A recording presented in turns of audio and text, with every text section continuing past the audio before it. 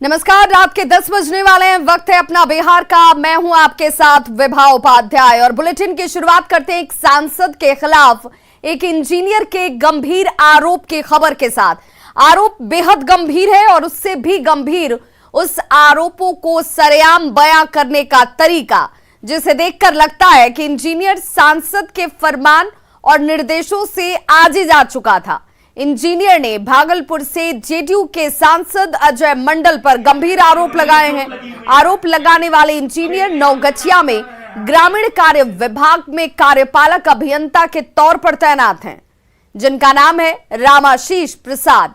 Executive engineer के मुताबिक जब वे अपने ऑफिस में थे, उसी दौरान सांसद अजय मंडल का फोन आया और उन्होंने किसी रोड के बारे में जानकारी लेनी चाहिए।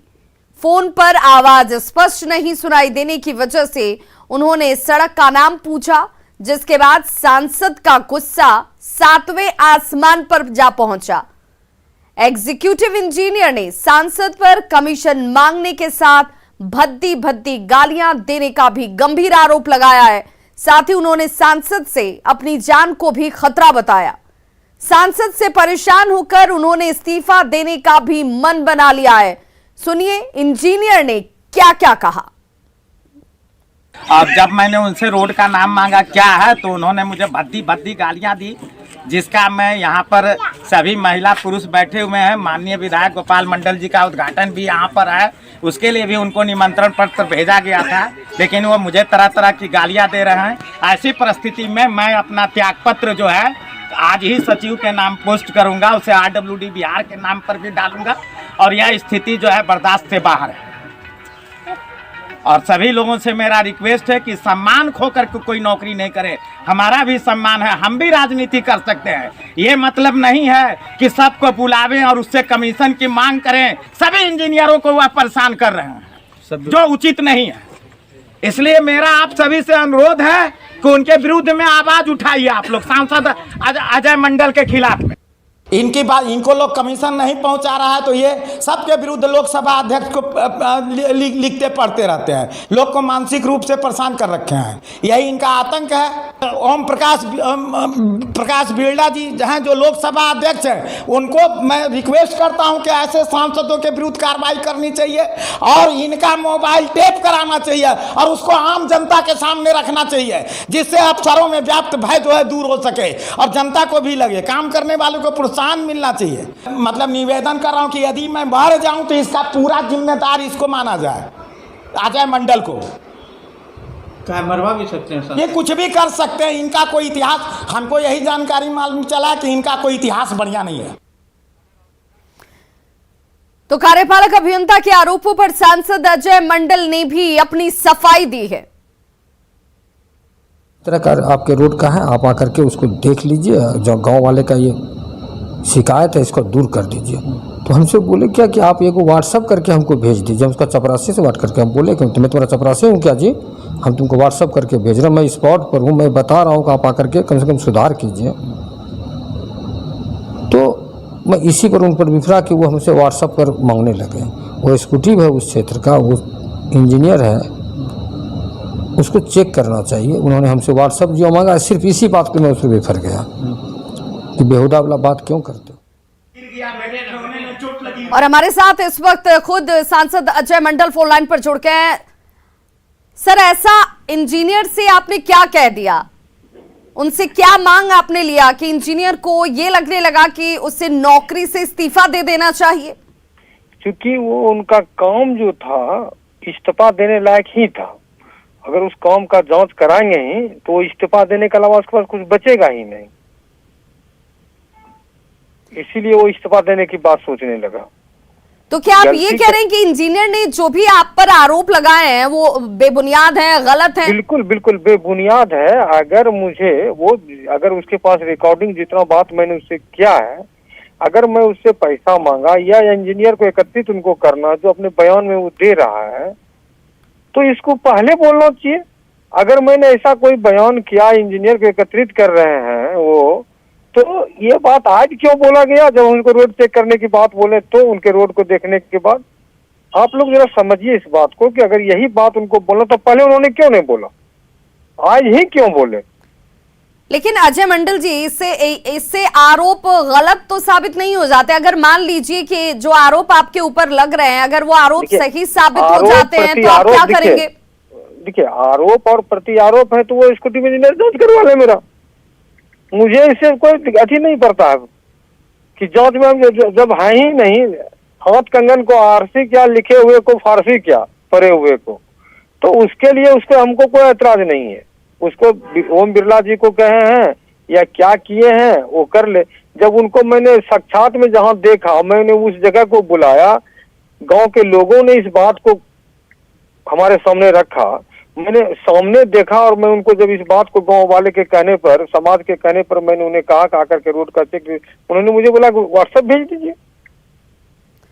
जिस प्रमाण की वो बात कर रहे हैं, किसी तरह के सबूत की बात कर रहे हैं, अगर मान लीजिए कि वो सबूत सही पाए जाते हैं तो आपका स्टैंड क्या होगा, और अगर गलत होता है तो क्या आप कार्रवाई करेंगे?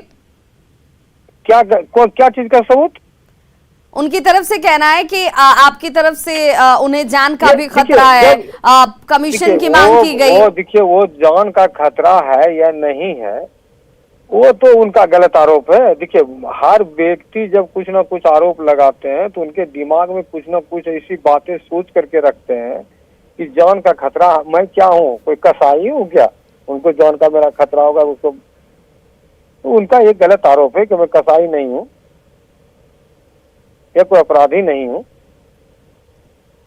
बिल्कुल, तो उनका बोलने का मैं मुंह नहीं पकड़ूंगा ना, उसको जो बोलना है बोले, उससे हमको कोई मतलब नहीं बनता। चलिए, बहुत बहुत शुक्रिया हमारे साथ जुड़ने के लिए। तो हमारे साथ जुड़े हुए थे भागलपुर से सांसद है अजय मंडल, और इनके ऊपर एग्जीक्यूटिव इंजीनियर की तरफ से ये आरोप लगाए गए, जिसे आप टीवी स्क्रीन पर भी देख पा रहे हैं। हालांकि अजय मंडल ने इसे सिरे से खारिज किया। उनका कहना है कि जब खामियां पाई गई थी, उन खामियों को लेकर सवाल किया गया, और उसके बाद इस तरह का आरोप उनके ऊपर बेबुनियाद तरीके से, गलत तरीके से लगाया जा रहा है। छपरा में शादी से 4 दिन पहले घर से भागी युवती ने प्रेमी के साथ शादी कर ली। प्रेमी युगल अलग अलग धर्म से हैं। लड़की के घर से भागने के बाद परिवार वालों ने एफआईआर भी दर्ज कराई थी, जिसके बाद दोनों ने सोशल मीडिया पर वीडियो अपलोड कर अपनी मर्जी से साथ जाने की बात को कबूल किया था। हालांकि युवती को पुलिस ने बरामद कर कोर्ट में पेश किया, जहां युवती ने अपने पति के साथ रहने की इच्छा जाहिर की। कोर्ट के आदेश के बाद युवती को पति अतुल्लाह के पास भेज दिया गया।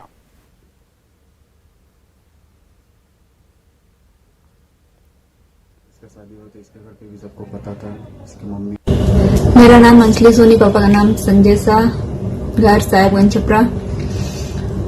हम अपनी मर्जी से भागे हैं, इसमें कोई किसी का जोर जबरदस्ती नहीं है, इसका भी नहीं है, इसकी फैमिली का भी नहीं है। मेरा शादी जबरदस्ती हो रहा था, इस वजह से हम घर से निकल गए। मेरा नाम अतीउल्लाह, पापा का नाम अब्दुल्ला खान। हम इससे प्यार करते हैं बहुत ज़्यादा, और इसके बिना रह नहीं सकते हैं। हमको कुछ समझ में नहीं आ रहा था, और इसका शादी होते इसके घर पे भी सबको पता था, इसकी मम्मी को, पापा को, सबको पता था, फिर भी वो लोग जबरदस्ती शादी करा रहा था। हम लोग आए हैं, हम लोग 18+ हैं, अपना डिसीजन खुद ले सकते हैं, इसलिए हम लोग आए हैं। हम लोग शादी करेंगे, और शादी करके हम लोग अपने साथ रहेंगे। सुपौल सदर अस्पताल में अपराधियों ने घुसकर उन लोगों के ऊपर हमला कर दिया जो अस्पताल में इलाज करा रहे थे। दरअसल कर्णपुर पंचायत में 2 पक्षों के बीच विवाद में मारपीट हो गई थी, जिसके बाद कुछ लोगों का इलाज चल रहा था, लेकिन दूसरे पक्ष ने अस्पताल में घुसकर हमला कर दिया। और उस दौरान के सीसीटीवी फुटेज इस वक्त आप अपने टीवी स्क्रीन पर भी देख पा रहे होंगे, और सीसीटीवी फुटेज में सब कुछ साफ साफ नजर आ रहा है कि कुछ लोग अस्पताल में घुसकर मारपीट कर रहे हैं। मारपीट करने वालों की संख्या 5 से 6 थी। सभी को वहां मौजूद लोगों ने पकड़ लिया।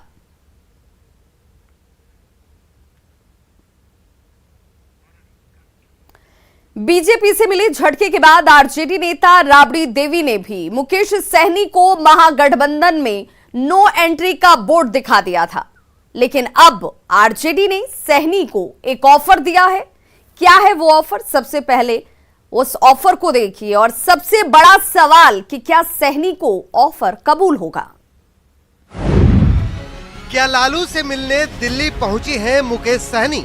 लालू जी को हमेशा मानते रहे हैं, अब मानते रहेंगे। क्या सहनी को तेजस्वी के टेबल तक रोक रहा है आरजेडी? उस पर विचार किया जाएगा। वैसे मिलने के लिए तो हमारे नेता प्रतिपक्ष आदरणीय तेजस्वी प्रसाद यादव जी ही काफ़ी हैं, वहाँ मिल लेंगे। सहनी को आरजेडी ने दिया बिना शर्त वाला ऑफर। यदि मुकेश सहनी जी बिना कंडीशन बात रखते हैं तो उस पर हमारे नेता विचार जरूर करेंगे। आरजेडी के ऑफर पर मुकेश सहनी का दो टूक जवाब। तो अभी मुझे किसी पॉलिटिकल पार्टी के पीछे घूमने की आवश्यकता नहीं है। एनडीए के झटके से अपनी सियासत का हर पाया उखड़ने के बाद मुकेश सहनी नए सिरे से सियासी टेंट गाड़ने में जुटे हैं। यही वजह है कि उनके दिल्ली पहुंचते ही ये चर्चा गर्म हो गई कि सहनी महागठबंधन में दोबारा एंट्री के लिए आरजेडी अध्यक्ष लालू प्रसाद से मिलने वाले हैं। क्या आप किसी दल के नेता से आपकी मुलाकात हुई है दिल्ली में? नहीं, देखिए दिल्ली आए हैं, बहुत सारा काम रहता है, पर्सनल काम है, राजनीति में है तो जाहिर सी बात है मिलना जुलना ये सब तो चलते रहता है। माना जाए मुकेश सहनी लालू यादव के साथ हैं। माना जाए क्या मतलब, लालू जी को हमेशा मानते रहे हैं, अब मानते रहेंगे। लालू के प्रति अपनी श्रद्धा प्रकट करने में सहनी तब भी संकोच नहीं करते थे जब वो एनडीए के साथ थे, लेकिन लगता है कि आरजेडी को उन्हें लालू से मिलाने में संकोच है। मैसेज आया है, यदि मैसेज आएगा तो उस पर विचार किया जाएगा। वैसे मिलने के लिए तो हमारे नेता प्रतिपक्ष आदरणीय तेजस्वी प्रसाद यादव जी ही काफ़ी हैं, वहाँ मिल लेंगे। अभी तो हमारे राष्ट्रीय अध्यक्ष जी अस्वस्थ हैं, ये मिलते जुलते नहीं हैं किसी से। बहरहाल आरजेडी नेता भोला यादव से जब ये पूछा गया कि क्या आरजेडी सहनी को दोबारा अपने महागठबंधन का साथी बनाएगी, तो उन्होंने फौरन बिना शर्त वाली ये शर्त सामने रख दी। उस परिप्रेक्ष्य में यदि मुकेश सहनी जी बिना कंडीशन बात रखते हैं तो उस पर हमारे नेता विचार जरूर करेंगे। जो यदि उनका कोई कंडीशन ना रहा तो, चूंकि कंडीशन में बात करना उचित नहीं है। शर्त वाली ये बात जैसे ही सहनी के कान में पहुंची, वो अपने चिर परिचित स्टाइल में आ गए और फिर जो कहा उसे सुनिए। तो अभी मुझे किसी पॉलिटिकल पार्टी के पीछे घूमने की आवश्यकता नहीं है, हम साथ चलेंगे और भी 2024 में। अभी हम जो है वीआईपी पार्टी के साथ है, ठीक है, और हमारे लोगों के साथ है, ठीक है, और समय आएगा जब मैदान में चुनाव लड़ने के समय आएगा तब देखा जाएगा सारी चीजें। सहनी को बखूबी पता है कि उनके पास खोने को कुछ नहीं है। ऐसे में उनकी कोशिश तो यही होगी कि जब पाना ही है तो फिर ज्यादा से ज्यादा पाने के लिए आखिरी पल का इंतजार करने में क्या जाता है। दिल्ली से न्यूज़ 18 के लिए अमितेश कुमार की रिपोर्ट। लखीसराय पुलिस ने एक युवक आकाश चौधरी का शव बरामद किया है। स्थानीय लोगों ने आशंका जाहिर की है कि उसकी मौत शराब पीने से हुई। हालांकि इसकी पुष्टि अभी नहीं हुई है। लोगों का कहना है कि जौक मेला गांव में जहां से शराब की बरामदगी हुई है, वहां देसी शराब बनाई जाती है। साथ ही कुछ और लोगों के शराब पीने से बीमार होने की बात भी कही जा रही है। वहीं जांच के लिए पहुंचे एएसपी ने कहा कि अभी ऐसी कोई खबर नहीं और पोस्टमार्टम रिपोर्ट का इंतजार किया जा रहा है।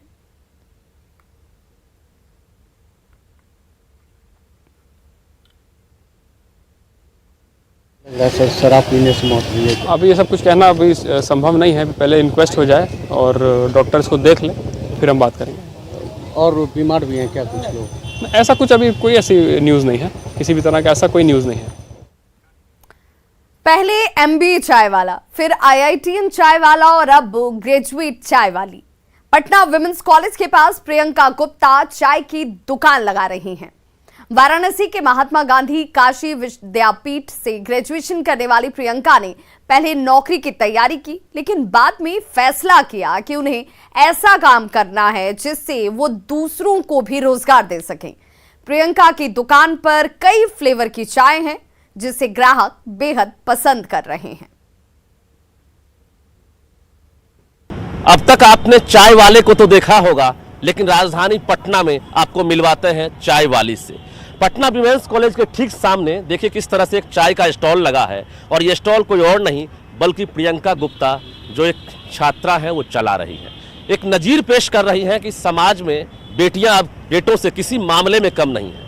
तो ये देख सकते हैं आपकी विभिन्न तरह के फ्लेवर हैं चाय की, और यहाँ अच्छी बिक्री हो रही है। जैसे ही लोगों को मालूम हुआ कि प्रियंका यहाँ पर चाय का स्टॉल लगाई है और काफ़ी स्वादिष्ट चाय है, उसके बाद देखिए लंबी यहाँ पर कतार लगी रहती है। अलग अलग फ्लेवर की चाय है यहाँ पर। कुल्हड़ चाय 15 रुपये, मसाला चाय 20 रुपये, पान चाय 20 रुपये, चॉकलेट चाय 20 रुपये और कुकीज़ भी है साथ में 10 रुपये के। तो देख सकते हैं छोटी सी दुकान है लेकिन सोच बड़ी है। पढ़ाई की बात करेंगे, BHU से पढ़ाई हुई है, उसके साथ साथ बाकी यूनिवर्सिटीज़ से भी इन्होंने पढ़ाई की है। तो प्रियंका, ये सोच कहाँ से आई कि चाय दुकान खोला जाए?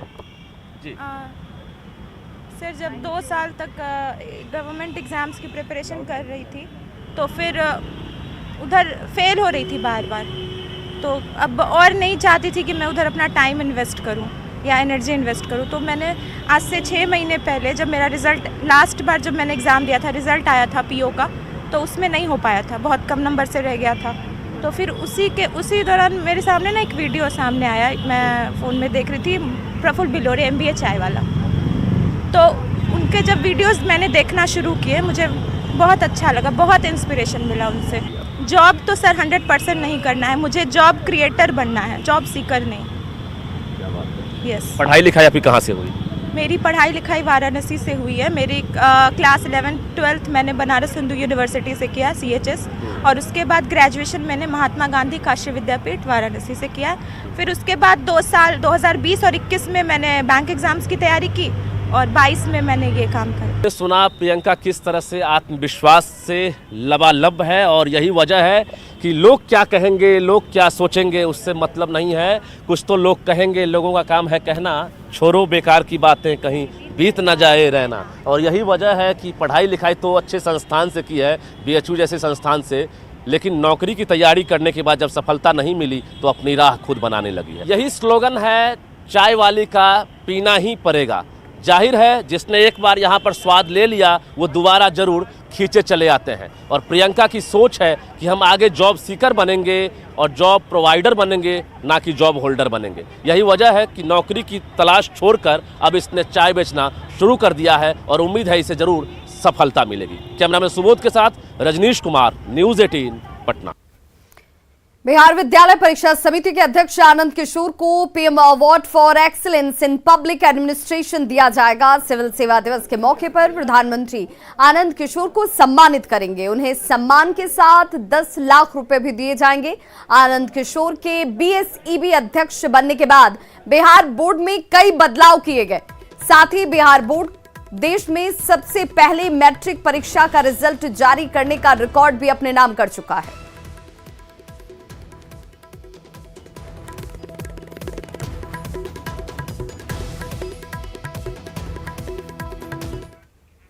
तो खबरों का सिलसिला लगातार जारी है। आप देखते रहिए न्यूज़ 18 बिहार झारखंड।